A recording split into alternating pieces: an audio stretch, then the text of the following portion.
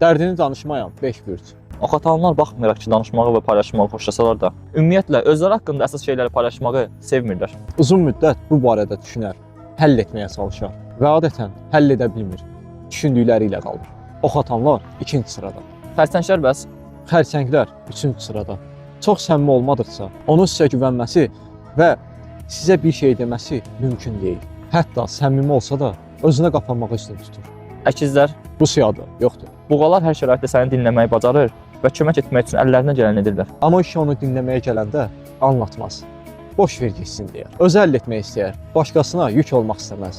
Buğalar 1-ci sırada. Oğlaqlar, onların da öz hisslərinə saxladıqları o qədər şeyləri var ki, onları soruşmadan asanlıqla öyrənə bilmirsən. Danışarmı? Orası bilinməz. Həqiqətən sizə güvənməsi və inanması lazımdır. Oğlaqlar 4-cü sırada. Balıqlar, Balıqlar 5-ci sırada. Balıqlar kiməsə bir şey deməyi və onlarla empati qurmağı sevirlər.